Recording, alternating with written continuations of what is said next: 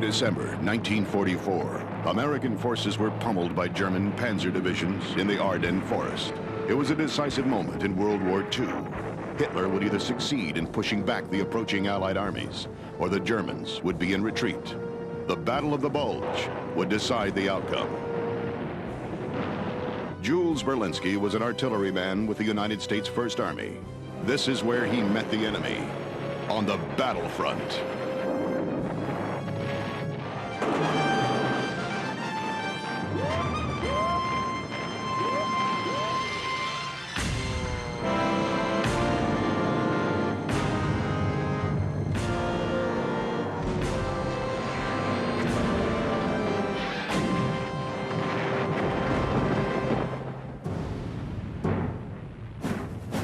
By the end of 1944, the Allied armies in Europe are within striking distance of Germany.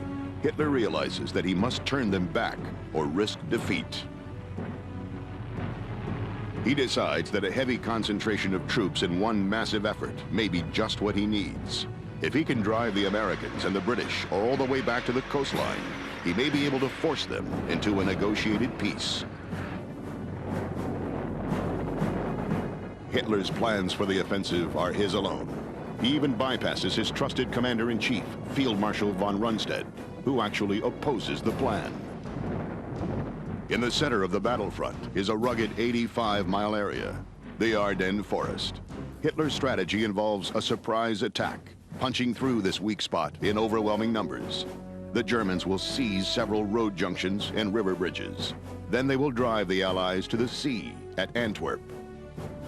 The offensive, called Autumn Fog II, is dependent on bad weather to keep the Allied air forces out of the equation.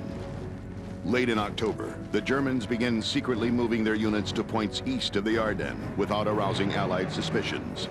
250,000 Germans roll towards the Western Front. The planning was such that the Germans threw everything they had into the Battle of the Bulge. They took panzer divisions out of the Russian front. They gave them the highest priority in new tanks, manpower, supplies, gasoline, so that it was like building a new Panzer Army. In fact, it was designated a new Panzer Army, the 6th Panzer Army. And they used every resource they had. This was the great push.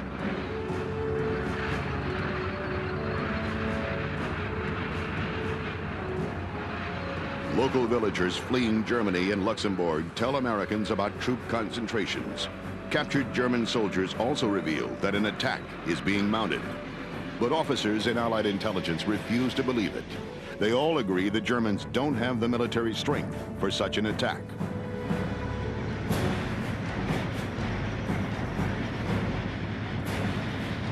North of the Ardennes, the Allies have 64,000 men poised on the approaches to Germany's western border. South of the forest, there are another 40,000 troops preparing for an offensive into Germany's Saar region. With the U.S. First Army in the Ardennes is Jules Berlinski. I was assigned to an artillery division, and we had been chasing the German troops back towards Germany, and you know, going day by day, hedgerow by hedgerow, and it took a lot of time. We were in tanks and in half tracks. We had tanks with 105 howitzer guns.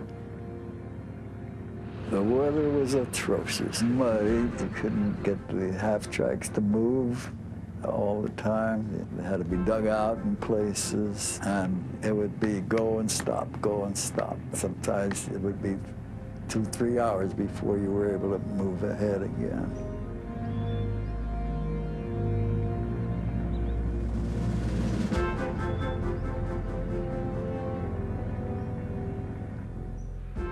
The reason why the battle was in the West in the first place was Hitler realized that the resources Germany had could not do anything to turn the tide on the Eastern Front. There were just too many Russian tanks. But on the Western Front, there were more German divisions than Allied divisions, even as late as December of '44. And so Hitler gambled everything on a move to disrupt the Allies in the West, destroy 20 divisions of troops, and then buy time to fight in the East and maybe still win the war. Early morning on December 16th, a shattering barrage of German artillery and rocket fire lights the skies. We were mostly living on the ground in foxholes and stuff like that. You just dove into a foxhole and waited for the bombing to be over with.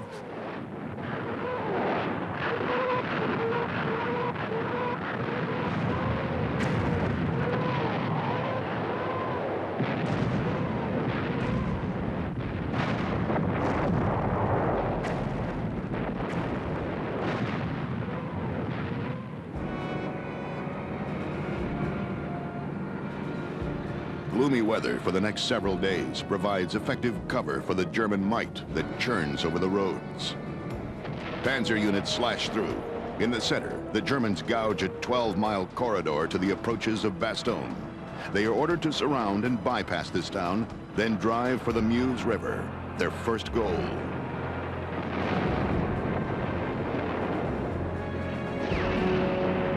We didn't know much of what was happening around us. There was the officers who were giving orders, and we just knew we were in a bad spot.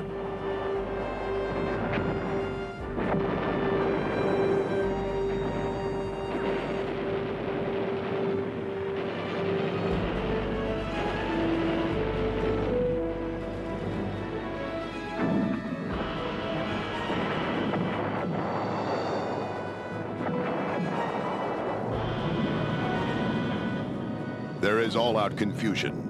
Communications are sketchy. American troops discovered Germans in front and behind them. Panzers, under cover of fog and rain, slip into American armored columns, then blast the Americans off the road. We were stuck, we were cold, we were disoriented for a while. They had to pull the division together and reorganize because it was pretty bad.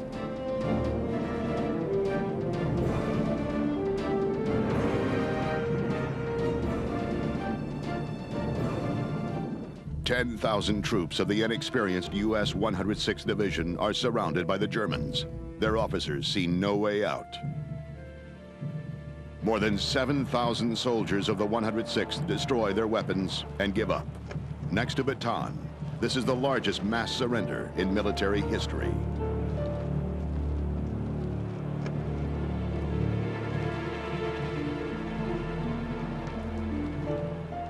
German deception spreads paranoia among U.S. troops.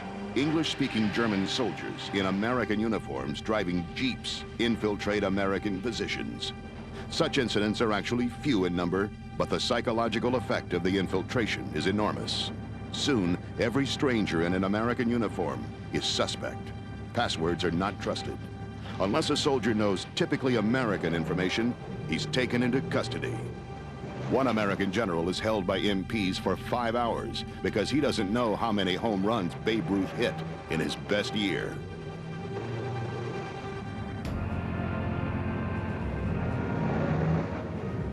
"15,000 American airborne troops are rushed as reserves to defense positions around Bastogne. Leading them is General Anthony McAuliffe, acting commander of the 101st Airborne Division. Bastogne then becomes an island in a sea of Germans.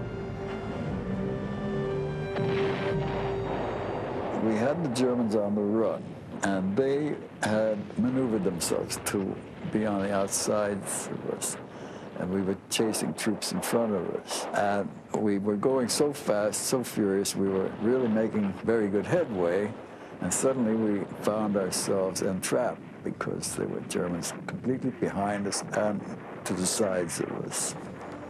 So that is what the Bulge was. For this reason, the offensive in the Ardennes is known as the Battle of the Bulge.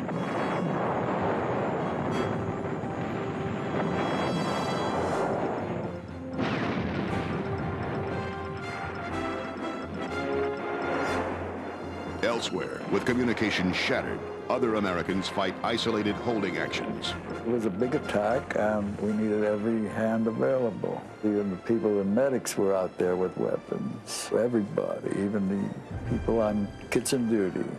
There was no great pleasure, but we were there and we were holding off until Patton's regiments would come up and join us.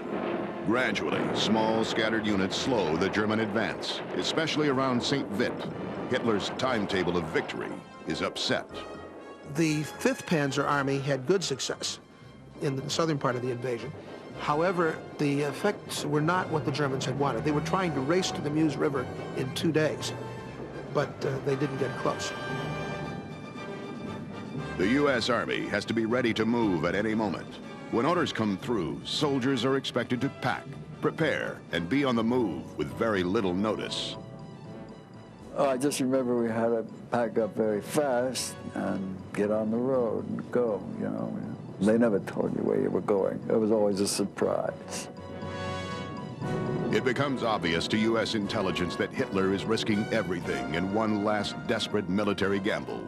On the 3rd day, General Dwight Eisenhower orders General Patton's 3rd Army to attack the German flank and relieve Bastogne. Patton, with his army 125 miles south of the Bulge, replies with supreme confidence that he will attack within 2 days. December 20th, the Battle of the Bulge is in its 5th day. American forces are reeling under the impact of the mighty German offensive. General Patton and his 3rd Army are driving north toward Bastogne to counterattack. A freeze sets in, making it easier for the roads to support the heavy armor. Patton's army drives in a non-stop convoy through day and night. To accommodate the speed, vehicles are ordered to keep their headlights on, which is definitely not by the book. Lookouts keep a sharp watch for enemy planes and the vehicles in front of them. If there's the slightest accident among the hundreds of trucks and tanks, it can slow the entire division's progress. Radio silence is maintained, so no one, not even the Army, knows what's going on.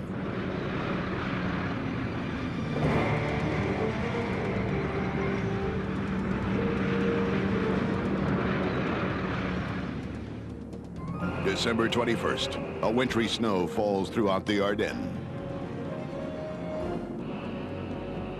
St. Vit is taken by the Germans. Now the center route across the Ardennes is wide open. The Germans flow around Bastogne on all sides, encircling the American forces there.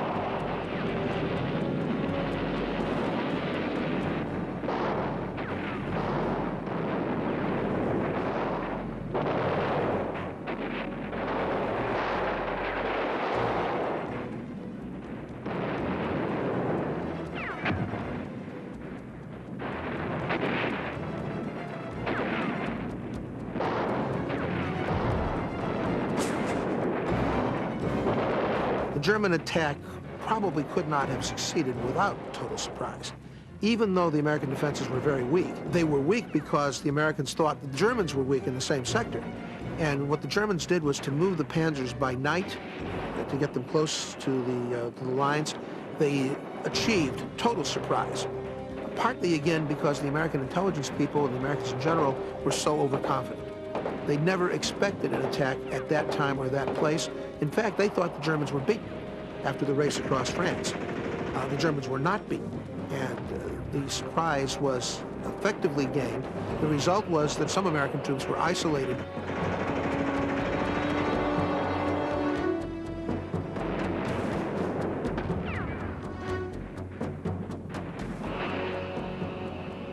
December 22nd, the situation in Bastogne grows desperate. Ammunition is short. McAuliffe's artillery battalions are down to 10 rounds per gun, and it's still snowing. The cold causes more casualties than German gunfire. Frostbite is rampant among the troops.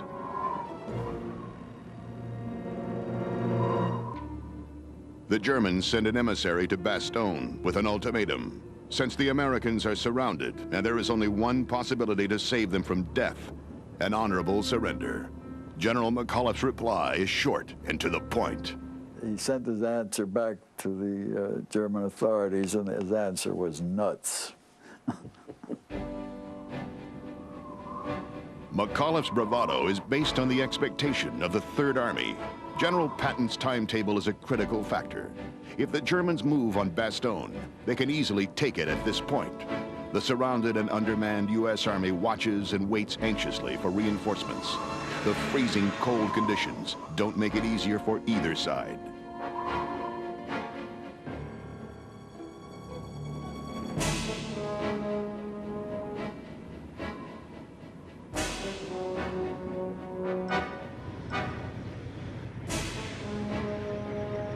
The same day, Patton's advance columns reach the southern end of the Bulge. The German 7th Army is prepared for them. Patton's tanks, accustomed to advancing miles at a stretch, are now forced to fight for every inch of land. The snow-covered muddy ground keeps the reinforcements from reaching Bastogne.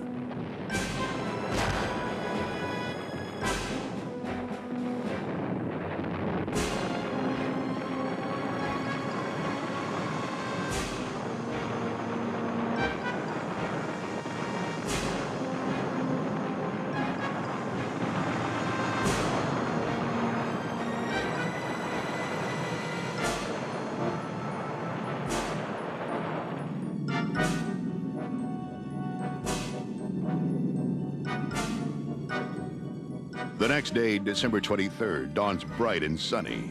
Perfect flying weather.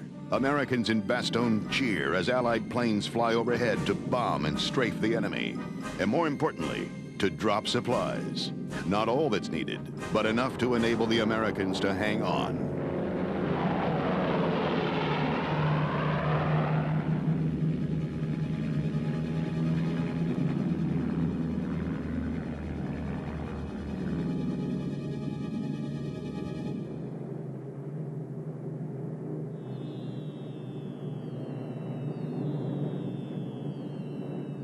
That was a big morale builder because we needed support, and we got this support just in time to bolster our spirits.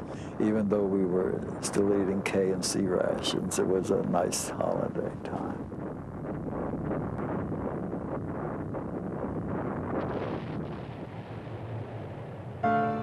By Christmas Eve, the battle has been raging for 10 days. But even with the bloodshed and animosity, there is still a holiday spirit. German occupation troops would be in these French villages, and because it was Christmas and because they were lonesome, they would hand out chocolate or whatever they had, and the French would accept it, and for one night at least, the hostility was tempered. But it wasn't unique, and there are many stories like that in the history of warfare. There are lots of stories in wartime about things like this happening. We were bivouacked, and we had taken over this little farmhouse that was deserted. And somebody said, boy, I'd love to have some ice cream. And I thought of, how could I make ice cream? So I filled up a helmet of snow and brought it back. I mixed it with evaporated milk and chocolate syrup and vanilla and some sugar, and we had ice cream. On Christmas Day, news reaches Bastogne that the western spearhead of the German 2nd Panzer Division has been stopped just short of the Meuse. Americans speculate that the powerful tank division might now turn back on them in full force. When Hitler is told by his generals they can't reach the Meuse, much less the English Channel, he orders the expected all-out attack on Bastogne.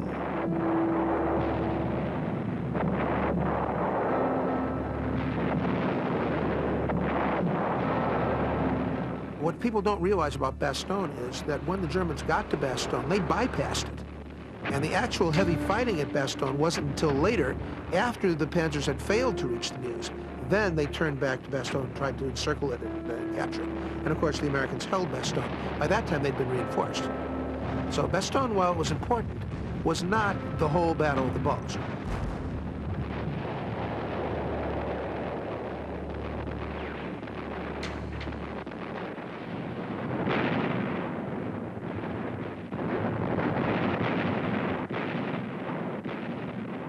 On the afternoon of December 26th, a tank unit of Patton's 4th Armored Division breaks through to Bastogne.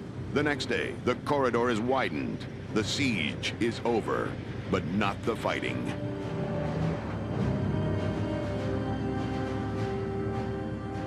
December 28th, a driving snowstorm grounds all planes. The Wehrmacht advances on Bastogne with 9 divisions, 4 of them armored.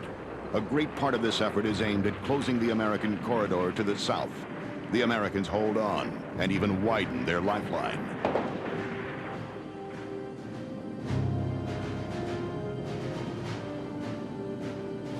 On January 3rd, the Allies launch a three-pronged counterattack. The Third Army continues its northward drive. The First Army continues south, and the British 30th Corps pushes in from the west. By January 16th, patrols from the First and Third Armies meet north of Bastogne. By early February, the Germans have been pushed back to where they started.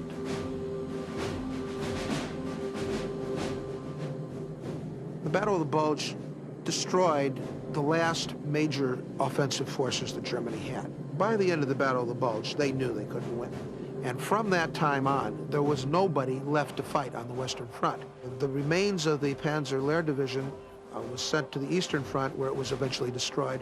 And with the losses in manpower, 250,000 men, it became clear that the German army no longer could fight on the Western Front.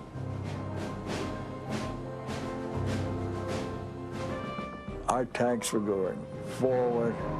We saw German tanks going the direction that we just came from, flying, and, you know, it was a bedlam. I particularly remember one tank waving to us happily, and then they realized we were Americans, and they all jumped out of the tank and got into the roadways. Jules Berlinski would return to the United States after the war and work for a major department store in Los Angeles. It is a remarkable feat in itself for Patton's Third Army, poised to strike eastward, to turn north and race 125 miles to Bastogne in just 2 days. But more importantly, Patton's unit arrived prepared to fight immediately. Working to the American advantage is Adolf Hitler, who tells his officers that the operation is irrevocable. Through his absolute commitment to the plan, the Germans initially catch the Allies by surprise. For a brief moment, it gives them hope of a renewed victory. But in the end, the Battle of the Ardennes Forest becomes another in a long series of German defeats and the last offensive of World War II.